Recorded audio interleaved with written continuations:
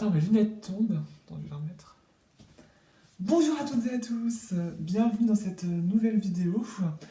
Alors, aujourd'hui, j'avais vraiment envie de vous faire une petite story time. Voilà, ce sera la première sur ma chaîne. J'essaierai d'en trouver d'autres. Après, j'ai cherché celle-là pour la trouver parce que je suis pas quelqu'un à qui il arrive beaucoup de choses dans sa vie, franchement. J'ai une vie très chiante. Non, je déconne quand même. Je veux dire, comme je suis pas très... Je suis assez introverti, il m'arrive pas grand chose en fait dans ma vie, mais bon. J'ai pensé à un truc, j'ai pensé à quelque chose que je pouvais vous raconter et qui effectivement m'avait marqué. Donc voilà, si ça vous intéresse, si le titre vous intéresse, eh ben, je vous invite à continuer après l'intro. Et donc on se retrouve après.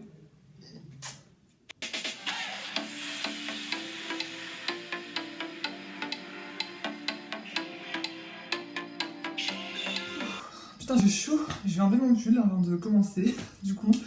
Parce que là... Alors... Bon, bah, excusez-moi. Donc on va pouvoir commencer la petite story time. Donc je commence dans cette vidéo, je ne citerai pas de nom, mais je pense que les gens de qui j'ai parlé, avec qui j'étais, vont se reconnaître s'ils tombent dessus, mais je ne vais pas citer de gens. Voilà. Donc voilà. Donc c'est parti. Alors, donc pour commencer la story time, ça s'est passé il y a 3 ans, exactement le 20 février 2020. Alors ce jour-là, on était en train de rentrer d'un week-end au ski. Donc j'habite en Bretagne, mais on était en région, on était dans les Alpes. Et on était en train de rentrer un week-end de ski. On avait passé quelques jours chez ma tante et mes cousines avec mon frère. On avait passé quelques jours là-bas, 2-3 jours, avant de repartir. J'étais à l'époque, j'étais en première. C'était les vacances de février. Donc voilà, on était parti pour du gîte. On résidait, on était au ski et on repartait pour aller passer quelques jours chez ma tante et mes cousines. On allait à Craponne, près de Lyon. Voilà. Donc du coup, pour vous poser le contexte, on était parti du gîte et on avait pris la voiture de mes grands-parents et on s'était arrêté chez eux. On avait fait un arrêt chez eux pour que moi et mon frère on puisse récupérer nos affaires qu'on avait laissées. On avait laissé certaines parce qu'on était passé la semaine avant chez mes grands-parents. Bon voilà, bref, on était passé récupérer nos affaires. Et donc voilà, on fait un petit arrêt chez mes grands-parents. Ensuite, on part pour prendre le train pour Lyon. Et on part du coup en voiture vers la Tour du Pin. Mes grands-parents habitent une petite ville à côté, pas loin de la Tour du Pin. Du coup, donc on va pour prendre le train à la Tour du Pin. Voilà. Donc voilà, donc on arrive à la gare, voilà. Et donc avant de monter, on était... c'était le soir, il n'y avait pas beaucoup de passagers. Voilà, il y a un passager qui est monté dans notre wagon. Bon, vu que c'était un autre passager, on n'a pas fait très attention en fait parce que bah, c'était un passager comme nous quoi. Enfin, donc il est monté dans notre wagon, à notre étage, donc on n'a pas fait hyper attention à ça parce que bon voilà quoi, c'était un passager quoi. Et donc bon, c'est le recul maintenant que je peux dire. Bon, il avait bon, il était assez grand, puis il était assez grand et mince, et puis il avait une sacoche, je vais pas dire le nom de la marque, mais une sacoche de la compagnie d'électricité, voilà. Donc du coup voilà, on monte dans le train, il va à notre étage et tout, voilà, donc le trajet se passe. Et puis bah, il était sympa, mais bizarre, je sais pas, à un moment à moi et mes cousines, il nous a fait une réflexion, moi, mon frère et mes cousines, il nous a fait une réflexion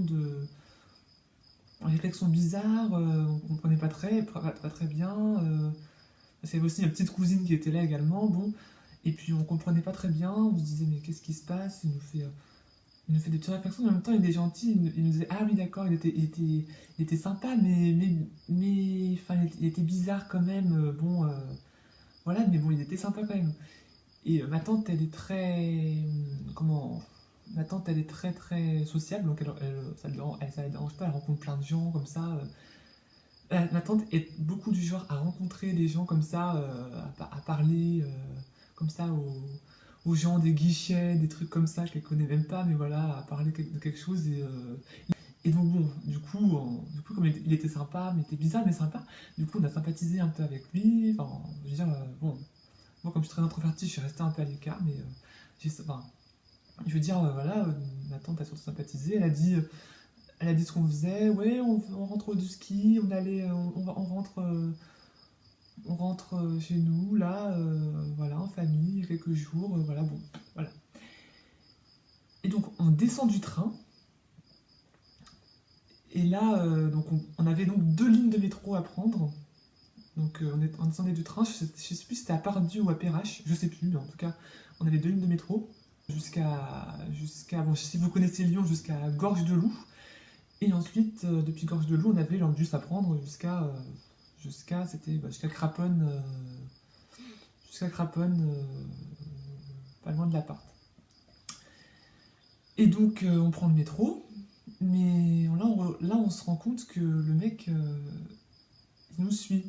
Enfin, ma tante s'est pas rendu compte tout le temps. Enfin, il y avait de la foule, hein, c'était à Lyon, enfin, donc à la Tour du Pin, il était monté avec quelques passagers avec nous. Hein. Il faut dire que ce passager était avec nous depuis la Tour du Pin. Hein, où il n'y avait pas grand monde. Hein. Il y avait, je sais pas, on devait être sur le quai, il y a déjà là-bas, il y a deux voies. Et puis, c'était le quai, je sais pas, il y avait nous, lui, et puis, je sais pas, peut-être deux, trois personnes en plus qui sont montées dans d'autres rames. Mais voilà quoi. Et donc, mais du coup, à Lyon, il y a la foule, c'était quand même un peu l'heure de pointe, je sais plus, mais voilà, il y avait quand même la foule. Donc, du coup, ça pouvait être une coïncidence. Donc, on a remarqué qu'il nous suivait, mais bon, on a fait très, très attention. Mais non, on s'est dit, mais putain, mais il nous suit en fait. Il descendait exactement même avec nous. Dans le métro, il se rapprochait de nous, mine de rien. Et ce qui est bizarre, c'est qu'il était gentil avec tout le monde, mais. Non, il était. Ah, je m'embrouille. Il était il était effrayant avec tout le monde, il était méchant avec tout le monde, mais sauf avec nous. Nous, il était gentil, il s'intéressait à nous et tout, mais mine de rien, il était bizarre. Donc, du coup, comment? Alors, du coup, on arrive à Gorge de Loup, et donc là, le mec nous suit toujours en fait, hein, et puis. Donc voilà, donc là, on a commencé un peu à flipper. Il a dit à ma tante, mais je suis pas sûr qu'elle voyait bien. Elle était toujours en mode, mais non, mais regardez, à la foule. Il va à la foule de. Là, si ça se trouve, d'autres personnes prennent le même chemin que nous, c'est bon. Donc bon, donc on se disait ça, mais il allait vers nous, donc il était quand même bizarre. Et puis voilà, donc c'était bizarre quand même.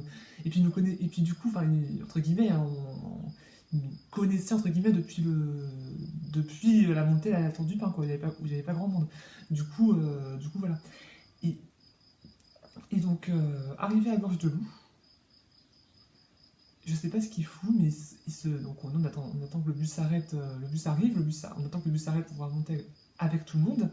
Et puis lui, il descend sur la route et il se met devant le bus comme ça, comme pour l'arrêter, mais le bus du coup, le chauffeur a failli l'écraser. Bon, mais bon, parce que lui, il s'est mis sur la route directement, comme ça, oh, et tout. Et du coup, le mec, il a pété un câble.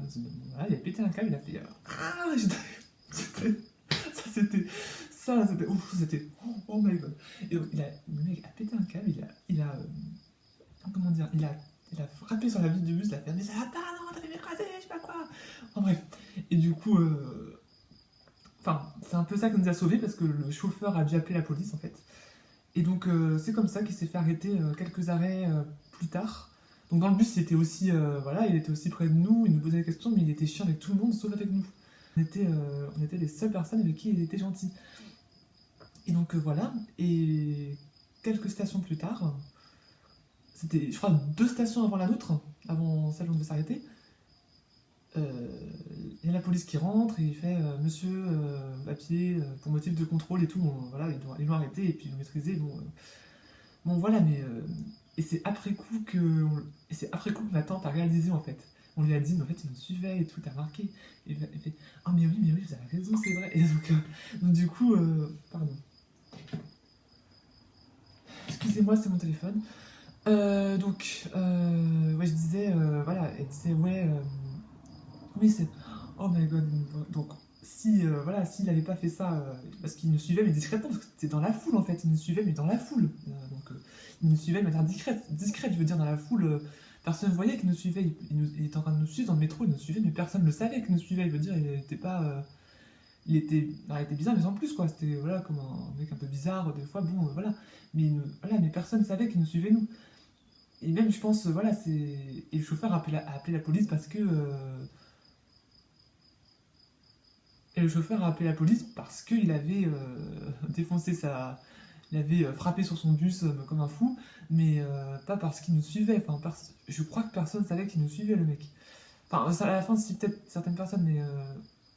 Enfin, voilà, il savait. Enfin, donc, et du coup, on s'est dit, mais voilà, s'il n'avait pas fait ça, si, s'il n'avait pas eu un prétexte pour que quelqu'un d'autre appelle la police, nous, je sais pas si on aurait osé parce qu'il était gentil avec nous, mais on s'est dit, oui, on s'est dit, il est bizarre, donc je sais pas, on s'est dit, si on appelle la police devant lui, il va perdre le contrôle, et voilà, donc on s'est. Enfin, voilà, on s'est dit, on imagine plein de trucs, donc on n'osait pas trop appeler la police et tout, c'était. Enfin, voilà, on peut dire, voilà, bon, bon, on n'a pas eu les couilles de le faire, hein, je veux dire, c'est bon, merde, hein, c'est tout. Et puis, voilà, mais je veux dire, c'est un peu ce prétexte-là pour que le chauffeur appelle la police, on était. Je veux dire, voilà, il nous aurait suivi jusque chez nous, et là, ça aurait été encore plus dur parce qu'il y aurait moins en moins de monde, et puis on aurait été. Ça aurait été chaud, quoi. Donc, du coup après coup, c'est. Ah, putain. Alors, je sais que ce genre de story time n'est pas hyper. Comment dire, n'est pas très original, je veux dire, ce genre de truc, c'est déjà arrivé à plein de personnes. Mais vu que je suis pas né en. Je suis pas quelqu'un qui vient de la ville, enfin des grandes villes, ce genre de choses c'était un petit peu la première fois que ça m'arrivait, tu vois. Donc c'était très. Donc voilà, c'est marquant quand même, c'était un peu la première fois que ça m'arrivait vraiment, ce genre de truc. Ben voilà, clairement et tout, donc bon. Du coup, ça m'avait marqué, quoi. C'est assez. Enfin voilà quoi. Donc c'est après coup qu'on se rend compte, c'est après que je me suis rendu compte. Sur le moment, voilà, sur le moment on a fait, mais on a fait notre truc, mais voilà, c'est après coup que je me suis rendu compte que ça aurait pu être chaud pour nous quoi. Mais bon voilà. Alors pour le petit truc, le lendemain on reçoit un appel de apparemment de cette un appel de cette compagnie, un appel venant qui venait apparemment je crois de cette compagnie d'électricité que je n'ai pas citée. Mais voilà, mais donc on a reçu un appel et on avait l'impression de reconnaître sa voix au téléphone. Et il a dit le nom de ma tante en fait. Il a dit madame, voilà, il a dit le nom de ma tante. Et donc, je sais plus, mais bon, c'est pas impossible qu'elle lui ait dit son nom quand on l'a vu. Donc on s'est dit, mais putain, mais merde, mais qu'est-ce qui se passe? C'est sur le télé, on a cru reconnaître sa voix. C'était vraiment. Donc bon, du coup on a pu, on s'est dit, c'est bon, tranquille, ça va. Je veux dire, pour qu'il nous retrouve, il y a assez peu de chance. Mais voilà. Mais bon, bref, en tout cas, bon, c'était une expérience. Bon, quand j'y repense, c'était pas si horrible que ça. Je veux dire, il y a des gens qui vivent pire. Mais bon, franchement, c'est voilà, c'est ça fait assez froid dans le dos. Donc voilà, donc je tenais à partager cette histoire. Hein, et puis, donc j'espère que ça vous aura plu. Si ça vous a plu, n'hésitez pas à mettre un petit pouce en l'air et à vous abonner. Et puis.